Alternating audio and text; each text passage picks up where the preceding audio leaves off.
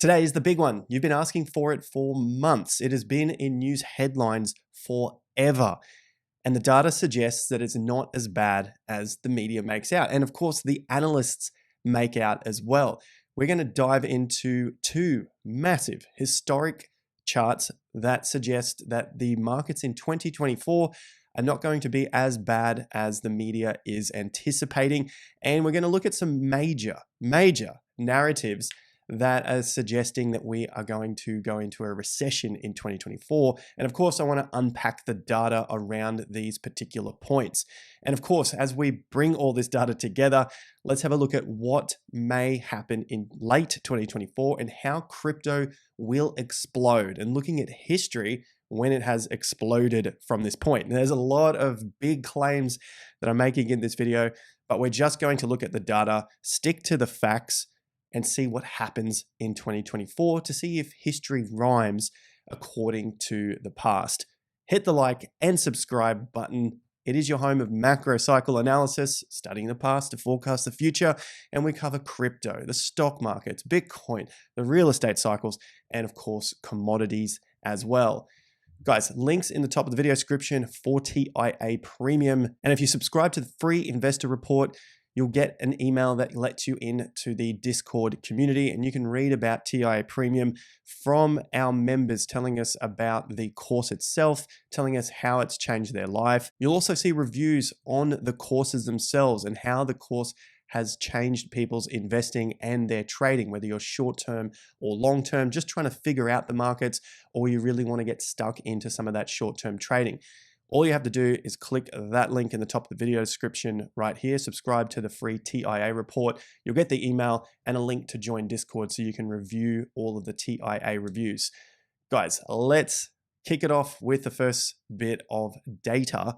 And the data I'm looking at here is basically the panic phase. S&P 500 after the panic phase of typical sentiment cycling from plus 0.6 to negative 0.6. Anyway, the main thing here is that there are 10 signals, and after these particular signals, 6 to 12 months later, you typically get a positive result on the S&P 500. So before we have a look at the data below, let's have a look at what this is exactly. You can see we've got the panic line up here, and then basically the opposite to panic, I guess, the calm in the storm as the market continues up. And essentially all this is looking at is a flip from panic to, let's call it calm, within 30 days. So a really fast flick from panic to not panic, and what typically happens after those periods. Now we looked at 6 months, not a great reading. 3 months, not a great reading either. You're just looking at roughly 60%. But 12 months later, 80% of the time, the market has been positive. This goes back all the way to the Great Depression, 1928. You can see a few readings back here in 1932, 1933, 1935. Then again in the 40s, you got one in the 50s, 70s, a few in the 80s, and then our current reading here in 2023. So they're pretty well spread out over the course of 100 years. But remember, this is a really fast move from extreme pessimism to extreme optimism. That's within 30 days. So if you could bring this reading back to say, well, what if it happened in less than 45 days or 60 days, and you'll get a few more data points here. But this one is looking at the extremes, going from extreme pessimism to extreme optimism within 30 days. So basically their panic sentiment cycle here. And over those 12 months, well, 80% of the time the markets have been higher, with a median result here of around 15%, average max gain 22%, meaning that possibly over 2024, we might have a pullback as we've been looking at on the channel. But at the end of the 12 months, that last quarter of 2024, potentially 8 out of 10 times, we'll see positive results here. A maximum they've seen in the past is roughly 22% from when the signal occurred. And this signal occurred on the solstice, 21st of December. So let's look forward 12 months to the next solstice, 2024, just before Christmas time. Let's see if the markets can heat up and give us 15 to 22% from the current prices. So that's our first piece of data there, just looking at the panic into that sort of greed stage, or at least less panic. Now the big one, the yield curve. You may have seen this before and you guys have asked about it many, many times. So let's remember how the news headlines happen. They start to tell us this news when the yield curve inverts. So when it goes underneath the zero line here. Then they bang on about it for months upon months upon months, fearing everyone out of the markets. You guys know exactly what has happened to the markets in the last 12 months, basically a huge skyrocketing move to the upside. Then they keep fearing the market again as the market or as the yield curve uninverts, only to see that there is still more time after the yield curve uninverts until you get a recession. Now, even in the recession, the market has already been down. So there's already signals to show you that the market is down. Is that occurring now? It doesn't seem like it. So even if this does uninvert, we have to watch the chart to figure out what happens with the market. Remember, our money is in the markets. It's not on this yield curve inversion or uninversion. So here is the big piece of data. That's basically what everyone looks at. And we know from history that the narrative is when the yield curve inverts, we're going to see a recession. When the yield curve uninverts, we're going to see a recession. But they always fail to tell you how long that can take. Some of the data shows that it could be up to 4 years that you could wait until you see a recession. And if that's the case, well, maybe we have that period now. Maybe we are in that and we have a few more years to go until we see the recession. So I'm not saying there won't be a recession. I'm just saying the timing is always off, especially when we just listen to news headlines. So let's have a look at the data here that has been put together by Sentiment Trader. Fantastic stuff here. These guys are always producing really, really good data. So looking at the S&P 500 performance following initial inversion, well, you can see the S&P over the next 12 months has had positives and negatives, but typically it is leaning more to the positive side here. So as it says here, the results in the table are neither uniformly bullish nor uniformly bearish. So all we hear is that the market is going to collapse. We're going to see recessions. Watch the yield curve invert, then uninvert, then wait. And essentially the data shows that it's not bullish nor bearish. But if you had to lean to one side, there's typically, they skew to the positive side if we're looking just 12 months ahead. So the sky is falling narrative is not borne out. The table below summarizes the results from the above table. 16 up, 8 down. Number of times that the market's done greater than 10%, 15, and then down to the downside, 1. Now, what about the uninversion? The S&P 500 performance following initial uninversion, because remember, there has been times where it has inverted, then uninverted, then inverted, then uninverted, then inverted, then uninverted. So it's not an absolute science here. It's not absolutely clean. However, looking at this here, when it initially uninverts, S&P over the next 12 months, positives, negatives, lots of positives, 1 negative here, lots of positives, many negatives here, all coming from that 2007 period, and then the one that we got here in 2022, just late last year, or middle of last year there. So once again, the results on the table above are neither uniformly bullish nor uniformly bearish, although they do skew to the positive side. So the way I read that is we really must stick to the data and avoid all of the news headlines. I think this is going to be a massive one in the coming years, 2024, 2025, maybe even into 2026. This chart will continue to come up because, of course, the yield curve has been inverted for quite some time. And then maybe when this uninverts, we'll start to hear more and more about how we should see a recession soon. Meanwhile, depending on where we are in the cycle, the markets could continue up from that point. Look at what happened back in the 80s. There was a recession, but the yield curve inverted again, then uninverted. Then you had another recession here in the early 80s. You got 1982s, and then it remained above, and then again inverted, uninverted. Then you had to wait a period of time. So pay particular attention to the data is what I'm saying here. Avoid the news headlines for what they are, and just stick to the charts. A great point to finish up on the yield curve. If you're ever looking at the yield curve, you're hearing those signals in 2 months, 6 months, 12 months, come back to this particular video, bookmark it, save it somewhere, put it on your watch list, whatever you got to do. A nice answer here, a nice finish from the author. So have we debunked the notion that the inverted yield curve provides a warning sign? Not really, because sometimes it does. So let's be clear about the implications. This message is not that investors should ignore the state of the yield either now or anytime in the future. The real point is understanding that the yield curve is only one factor that may affect the stock market. So it's simply just looking at one thing, and what the media and other analysts try to do is tell us this one thing is going to be our savior, our holy grail to tell us that the market is going to collapse. And we all should understand that there is no one holy grail in the market. There are many factors coming together. This last line here, one key to long-term investment success is to avoid self-inflicted wounds. I love this one here. If you shoot yourself in the foot, it's hard to take the next step. So if you shoot yourself in the foot, trying to figure out a holy grail like this, it's going to be very, very difficult to take that next step. And as many investors have done over the last 1 to 2 years, well, they have expected the markets to collapse. Meanwhile, the last 14 months or so, they've missed out on an epic rally. Switching from an epic rally into an epic decline, the US dollar. This one's important for our markets going into 2024 and this second half of the real estate cycle. We've suggested that the US dollar is going to continue to collapse. So far, it's done just that. It has had a rebound early this year, came right into the 50%. Can you see that? Can you imagine how beautiful?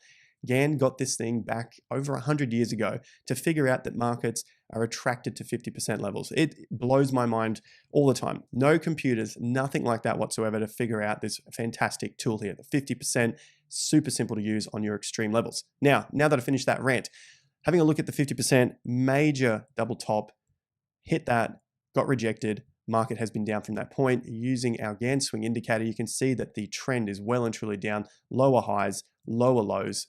Swing indicator, top of the video description, 7-day free trial, something that we use for all of our trading and investing across any time frame. It's really, really easy to use. Now, we're about 1.5% from putting in a new low here after that peak in 2022. That would bring us out to about a 91-week low. So coming up to about a 2-year low here for the US dollar. Now, of course, it needs to get there. We've got a 1.5% move to go from where it currently is to break 99. I suspect it'll happen over the coming months.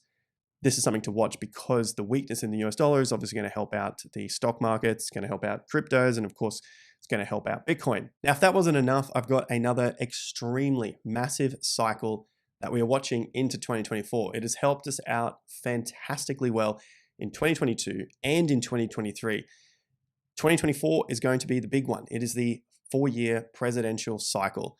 Now, looking at the S&P 500, it's given us a few little clues here. We can see that after the election, or just around that election point, you can see the market typically has a little bit of a pullback into the election. But what's going to get really interesting is looking at this and how it applies, or at least we can overlay it on top of the Bitcoin chart and for cryptos to explode, using the terminology that the cool kids like to use in their titles and all that sort of jazz. What we're looking at here is, of course, the election year coming up in 2024, because we just had the pre-election year, which typically shows extreme upside. Now, this extreme upside is in the 3rd year, so year 3, that's the year we've gone through. In year 4, it typically isn't as large, but there is still an upside for that 4th year. Now, of course, it's not always going to repeat exactly the same, because we can see the 2nd year also had a positive return of 4.5%, but what we actually saw in the 2nd year itself here, so 2022, is we saw a negative year of roughly 25%. So we had that down year coming into the market, but it was a correction because, well, now we can see the market has reached higher prices from that point. So we use this to understand where the cycle might head. Of course, I'm not saying that it has to happen exactly like this, but it's interesting to point out that this has been data from roughly 1928, and this is typically the cycle that the market follows. So the 3rd year has been the best year, and the 4th year isn't as good as the 3rd year, but it's gains, so who's complaining? What I've done here is just break down the previous 2.5 years leading into that election to see if we've got any sort of similarities to the current market structure and what we could expect into 2024. So just putting it reasonably simply, the breakout point is basically where I ended the monthly count You can see here the breakout point there happened to be on the Bitcoin halving. The Bitcoin halving happened just slightly earlier than the breakout point before the election. And then going back to a significant point in the market top, so the market top for the S&P, which also roughly coincides with the top for the Bitcoin cycle itself. Because like we've seen with the accumulation chart, which I believe is this one here, you've got the period of Bitcoin accumulation before the market just goes into a massive bull market. Now, it doesn't look like much on this chart here, but of course, Bitcoin in 2017 just skyrocketed. And for the S&P, there was basically no pullbacks in that period. And if there are pullbacks like we had in 2021, they're all higher lows and just very, very shallow pullbacks before you finally get that top. And then, of course, the market corrects from there. So heading back to this chart here, just looking at that 2.5 year period from those peaks, there's been some significant pullbacks just before we get to that election. So you got the Bitcoin halving, you got the election, you got the breakout, and the market sort of dipping into the election before the market goes absolutely chaotic after that election. Now, I'm only looking at the period for Bitcoin's history on the S&P. So there's not that many data points. We obviously like to use far more data points than this, but let's use what we have because essentially that's the only data that we've got. So just coming back to the cycle here in 2014, 15, 16 into that 17, you can see the market had a significant pullback, 3 months. That's where my counter is here, just using the Gann swing indicator. Turn this on. Then you can filter out a number of bar counts so that you only see the significant moves in either direction. So 3 bar counts is what we're looking at here. So the market saw 3 months against the trend. We had the uptrend. We had 3 months back. Then it started to rally out of that low. The Bitcoin halving happened in that rally. Market pauses, has a little bit of a pivot, comes back for a period. This time it was 3 months again into that low of the election. And then 2016, well, the market took off from that point. Everything went chaotic. 2017, huge bull market. The cycle after that, we had another 3-month pullback after the peak, another couple of months, which was very, very significant. Obviously, the COVID pullback. Bitcoin halving happened in the market rallying to a breakout point. Then the market paused into the election. So basically 2 months before the election happens, markets go on a chaotic bull market into that final peak. So looking forward to now, where we've had a 3-month pullback, it seems like it could be a little early, but we've seen that in the past. So maybe we see that again leading into the first half of 2024. Then you've got the election later in 2024. And what we've seen from that election is basically a couple of months before it, the market just pauses and waits to see what goes on. This isn't something that is unknown. Many people know about this, many investors, funds, everything knows about the period leading up to the election. And they sort of wait to see who gets in before they start to make their plays in the market. Once that occurs, bam, things go absolutely ballistic. So if history is anything like the past, and you can even see it from the previous cycle before the market went to a new all-time high, the Bitcoin halving and the election happened at that time, markets went ballistic after that point to break into a new all-time high after the GFC. So as I was saying, if the markets are anything like the past, we could potentially see another ridiculous, crazy, chaotic move late 2024 into 2025 because these things typically last for roughly a year from that point. You can see here that was 14 months from the election into that first peak. We take it from the 2022 top to the election, roughly there, 14 months again. We got another top. And for shits and giggles, let's have a look at the election from 2012 and go forward 14 months. Well, there it is. 13 months had your first peak, and that was the peak for Bitcoin as well. So election, 13, 14, maybe 12 to 14 months later could potentially be that crazy bull market that brings all of the retail in. They go ballistic and degenerate onto altcoins. But for now, we're still sitting in a roughly 3-week holding pattern on BTC, holding between $41,000 and $44,000. We've had a significant move to the upside so far, 85 days from the low in September to the peak that we've just seen in early December. Should this market push higher than 45? Well, then we just drag out the day count to roughly wherever that point is and review the markets from there. Now, to BTC and the election point, just so we can get a clear look at this on the Bitcoin chart. There is the election, and the coming election right here. So from each of those election points, Bitcoin has gone ballistic. So if we want to get in before that, let's have a look at some timing before things go bananas. The election in 2016 was a breakout of the 50% level, and a few months earlier was the halving. So if you got the breakout to the low, it's about 3 months before the election. You had that nice little low there. So November, 3 months earlier, is roughly August. So let's have a look at it again. Well, we know November is typically the election month, 3 months earlier. Well, there's your peak there in August and a low into September. So 2 months at that point. Let's take it back to one previous cycle. So this one here doesn't have as much data. We've got the election here and the halving in the same month. And the pullback was basically the month earlier here. You can see the red month there on October. But if you want to have a look at the peak in August, there's 3 months earlier. Well, you got the big boom and the big pullback in that particular month. That was August of 2012. Election happens, market goes ballistic from that point. We can see it again on the chart. Election happens, markets go absolutely ballistic from that point. And again, the market got a little bit of a move on just before the election, which is why I was bringing up looking at timeframes just slightly before that election, yet potentially after that halving, as we see a little bit of a pause and a pullback from the hype of the halving. From that point, markets go ballistic. So looking at the altcoin market cap, the total 3 here, this excludes Bitcoin and Ethereum. There's Bitcoin's new all-time high, which was also the November month, which was the election of 2020. Well, you can see that altcoins went absolutely ballistic. We only have one chart here, or one presidential cycle for the altcoin market because it's so fresh. Can it happen again? We've only got one data point. That's what we're betting on, right? So let's have a look at a few months prior to that. You can go back 4 months. 5 months takes us to the point where the market was just starting to break out after that COVID trap. So that was 5 months. And if we look back to the low of that COVID trap, it's roughly 8 months. So what we want to do is have a look at where the election is. So that's November, and take it back 4 to 5 up to about 8 months prior to that to see if we can get into that nice low point for the altcoins. After a potential correction, nothing has pulled back yet. We've got Ethereum going ballistic.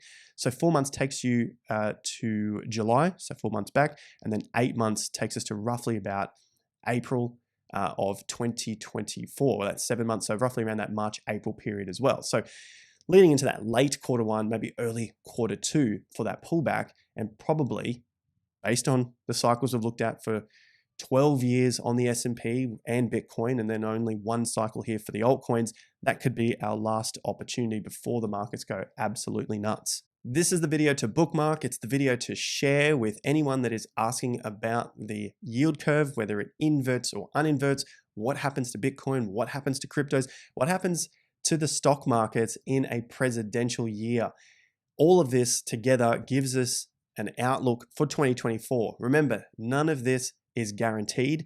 We're just having a look back on the past 12 years in this case, and for the yield curve over 40 years, and for the presidential cycle over 100 years. So hit the like and subscribe button, bookmark this, put on your watch list. I'll see you guys at the next video. And if you want to check out TIA Premium, get the link in the top of the video description here. It'll give you access to the free Discord community where you can review what our members have been saying, what they've been saying about the courses and how it's helped their trading and investing. Thanks once again, guys. I'll see you over on the channel or on Twitter as well in the next video. Until then, take care and peace out.